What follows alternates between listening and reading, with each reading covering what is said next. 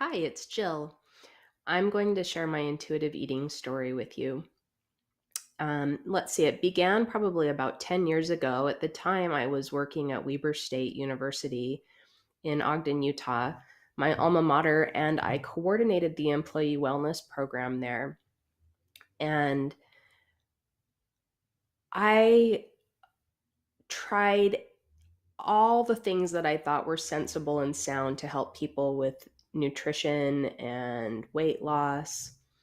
And those things included keeping a food journal or calories in, calories out.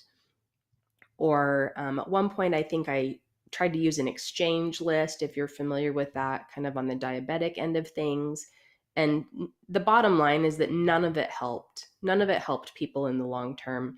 Um, and I thought that it was, good and grounded and scientific, but it just was not helpful. And um, one of the professors at the university was somehow connected with intuitive eating, and um, she introduced it to me, and it made so much sense because something that's maybe unique about my intuitive eating story is that I've never dieted. I don't have a history of food restriction or binge eating.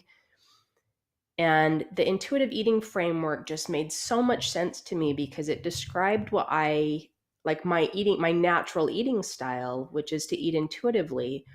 And it was this light bulb that went off because it I now had a model to describe what felt right and healthy and healing to me regarding my food life. I had a way to translate it and help others without kind of doing it from scratch.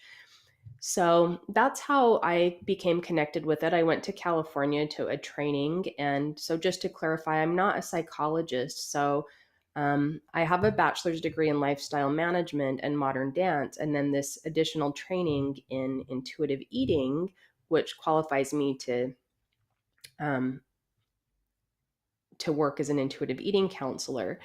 And the other thing that's really kind of unique about my intuitive eating journey, other than that I don't have a history of dieting or food restriction, is that at the time when I was started teaching intuitive eating and going to training for it, I was dealing with layers of loss in my personal life. So my sister Heidi, who was 11 years older than me, had just died. She was mentally ill and she left behind her 11-year-old son and her husband. And needless to say, that was very traumatic. And then within a short time frame, my dad died of cancer, and he was older, and that felt like kind of just a natural life rhythm that made more sense to my body, and to my brain. And then within a really short period of time, my mom died of breast cancer. And this all happened when I was in my late 20s and early 30s. And I just felt like for the longest time, my life felt like it was just framed by loss and going to funerals. And the beauty of the intuitive eating framework is that it provided this frame for me to rest within while I was grieving, and I was able to still keep working and functioning and help others who were dealing with pain in their life. So there was actually a common connecting point of pain. Mine was kind of related to loss and death and trauma, and my students' pain was related to their food story. And so for me, it kind of pointed out that the exact label that we attach to pain, whether it's binge eating or death or mental illness, is secondary, and the emotional quality underlying the label is primary. And that's actually where the connecting point comes in. So it's one thing to relate to people in a setting where everything is fine and it all feels good.